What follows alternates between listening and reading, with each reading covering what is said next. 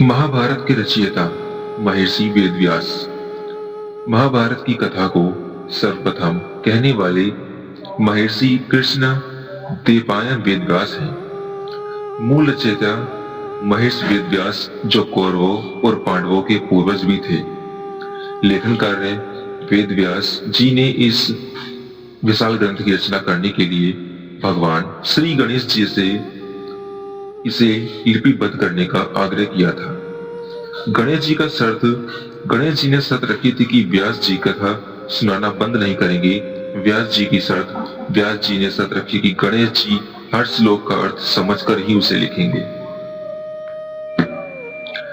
महाभारत को मूल रूप से व्यास जी ने अपने पुत्र सुखदेव और अपने शिष्यों को कंठस्थ कराया था। महाभारत का मूल नाम और विकास महाभारत का इतिहास कई चरणों में विकसित हुआ है। जैसे जय, व्यास जी ने मूल रूप से इसमें 8800 श्लोक लिखे थे और इसका नाम जय रखा था। इसमें केवल कौरवों और पांडवों की युद्ध की कहानी थी। महाभारत बाद में उनके शिष्य वैशंपायन ने इसमें यदुवंश, कुरुवंश और अन्य कथाएं जोड़कर श्लोकों की संख्या 24,000 कर दी और इसे भारत नाम दे दिया। महाभारत अंत में उग्रश्रवा शौती ने इसमें अन्य उपाख्यान, आख्यान, दर्शन और धर्म कर्म से जुड़े विषय जोड़कर इसे लगभग 1 लाख तक कर दिया, जिसे आज हम महाभारत कहते हैं।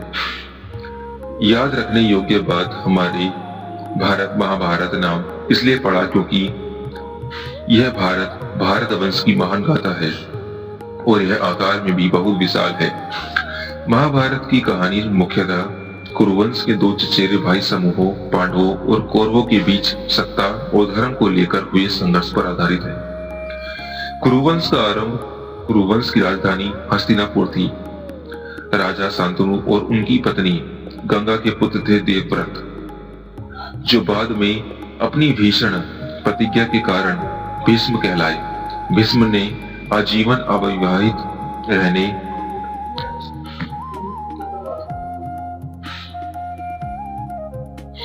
और राजगद्दी का त्याग करने की प्रतिज्ञा की ताकि उनके पिता शांतनु सत्यावती से विवाह कर सकें। शांतनु और सत्यावती के 2 पुत्र थे, चित्रागंत और विचित्रवीर्य। दोनों की अकाल मृत्यु के बाद सत्यवती के कहने पर महर्षि वेदव्यास ने विचित्रवीर्य की पत्नियों को अंबिका और अंबालिका के साथ नियोग की प्रथा द्वारा 3 पुत्र को जन्म दिया। धृतराष्ट्र अंबिका से उत्पन्न जन्म से अंधे थे। पांडु अंबालिका से उत्पन्न, विदुर दासी से उत्पन्न अत्यंत धर्मज्ञ और ज्ञानी थे। कौरव और पांडव, चूंकि धृतराष्ट्र अंधे थे इसलिए पांडु को राजा बनाया गया। कौरव धृतराष्ट्र के पुत्र धृतराष्ट्र और गांधारी के 100 पुत्र थे, जिनमें सबसे बड़ा दुर्योधन था। पांडु के पुत्र पांडु और उनकी 2 पत्नियां कुंती और माद्री के 5 पुत्र थे। युधिष्ठिर, भीम, अर्जुन, नकुल और सहदेव। पांडु की मृत्यु के बाद 500 पांडव और 100 कौरव हस्तिनापुर में एक साथ पले पड़े। ईर्ष्या और षड्यंत्र। शुरू से ही दुर्योधन पांडवों को से घृणा करता था और उन्हें युवराज पद के लिए खतरा मानता था। दुर्योधन का मामा शकुनी उसे लगातार पांडवों के खिलाफ भड़काता रहता था। लक्षाग्रह षड्यंत्र। दुर्योधन ने पांडवों को वारणामत नामक जगह पर एक लक्षाग्रह लाख से बना घर, जो आसानी से चल सकता है, में भेजा ताकि उन्हें जलाकर मार दिया जाए। पांडव सुरंग के माध्यम से बच निकले। द्रौपदी का विवाह छिपकर रहने के दौरान अर्जुन ने द्रौपदी के स्वयंवर में मछली की आंख में तीर मारकर उन्हें जीता। द्रौपदी 5 पांडवों की पत्नी बनी। राज्य का बंटवारा और इंद्रप्रस्थ। पांडवों के जीवित होने की खबर सुनकर धृतराष्ट्र ने राज्य को 2 भागों में बांट दिया। कौरव हस्तिनापुर, पांडव गांडप्रस्थ, जिसे पांडवों ने विश्वकर्मा की सहायता से इंद्रप्रस्थ नामक भव्य नगरी में बदल दिया। पांडवों ने राजस्व यज्ञ किया, जिससे उनकी प्रतिष्ठा और शक्ति बहुत बढ़ गई। यह बात दुर्योधन को और भी ज्यादा खटकने लगी। धूत क्रीड़ा, यही से कथा में सबसे बड़ा मोड़ आ जाता है। शकुनी ने दुर्योधन को सलाह दी कि वह जुएं धूत क्रीड़ा में युधिष्ठिर को हराए। बुलावा, दुर्योधन ने युधिष्ठिर को जुए के लिए हस्तिनापुर बुलाया। युधिष्ठिर जुए में इतने आसक्त हुए कि उन्होंने एक एक करके अपने राज्य, अपने भाई, स्वयं को, अंत में अपनी पत्नी द्रौपदी को भी दांव पर लगाकर हरा दिया। द्रौपदी का चीरहरण भरी सभा में दुशासन ने द्रौपदी का अपमान किया और उनके वस्त्र उतारने का प्रयास किया। द्रौपदी ने भगवान श्री कृष्ण को पुकारा और कृष्ण ने चमत्कारिक रूप से उनके वस्त्रों को अनंत कर दिया, जिससे द्रौपदी की लाज बची। प्रतिज्ञाएं इस अपमान को क्रोधित होकर भीम ने दुश्मन की छाती फाड़कर उसका रक्त पीले और दुर्योधन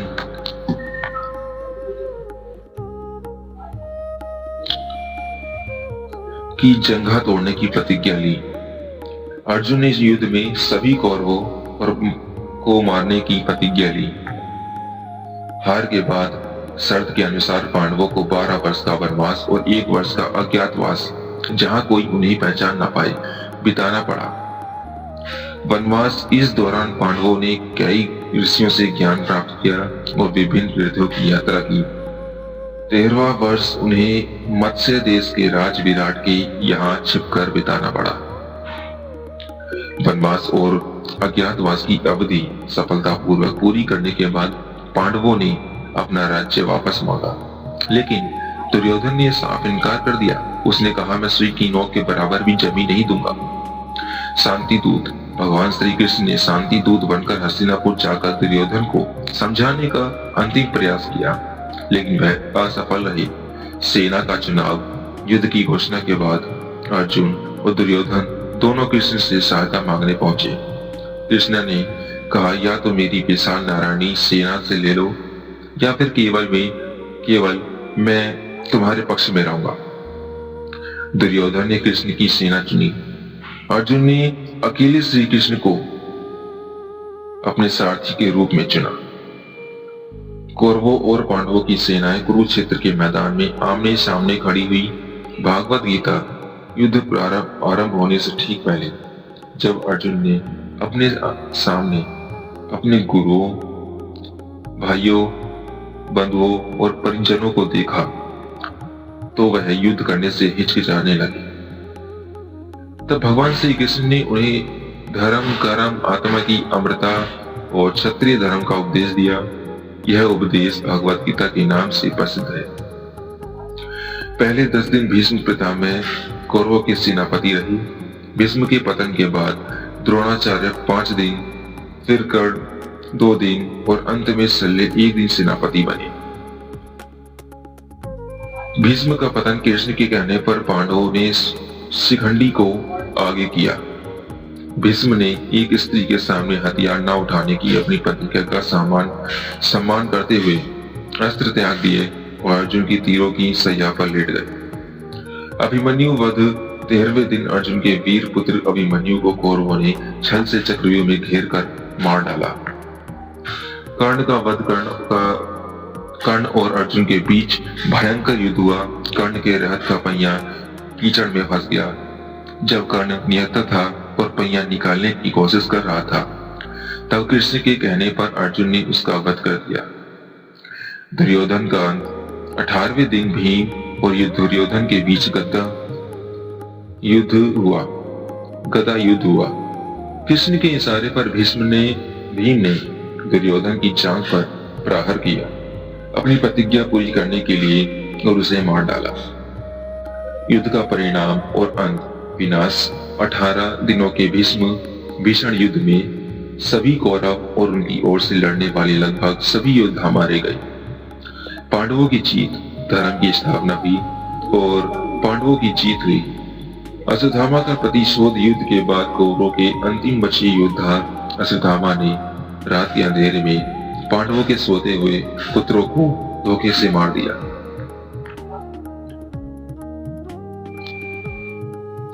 युधिष्ठिर का राज्याभिषेक युधिष्ठिर और हस्तिनापुर के सम्राट के रूप में राज्याभिषेक हुआ। उन्होंने लंबे समय तक धर्म पूर्वक शासन किया। महाप्रस्थान कुछ वर्षों के बाद पांडवों ने परीक्षित अभिमन्यु के पुत्र को राजा बनाकर अपनी पत्नी द्रौपदी के साथ हिमालय की ओर महाप्रस्थान किया। रास्ते में एक एक करके सभी की मृत्यु हुई। अंत में केवल युधिष्ठिर अपने कुत्ते के साथ शरीर स्वर्ग पहुंचे। महाभारत का महत्व। महाभारत केवल युद्ध की कहानी नहीं है, बल्कि यह धर्म, नीति, नैतिकता, कर्म त्याग और जीवन का दर्शन का गहन ग्रंथ है। इसमें भागवत गीता के रूप में संपूर्ण मानव जाति के लिए ज्ञान का भंडार असमाहित यह सिखाता है कि अधर्म चाहे कितना भी शक्तिशाली क्यों ना हो, अंत में जीत हमेशा धर्म की ही होती है। यह महाभारत के मूल कथा सार का विस्तृत विवरण है, जो आपको इसकी विशाल कहानी की मुख्य घटनाओं की जानकारी देता है। क्या आप महाभारत के किसी विशेष पात्र या घटना के बारे में अधिक जानना चाहेंगे? धन्यवाद।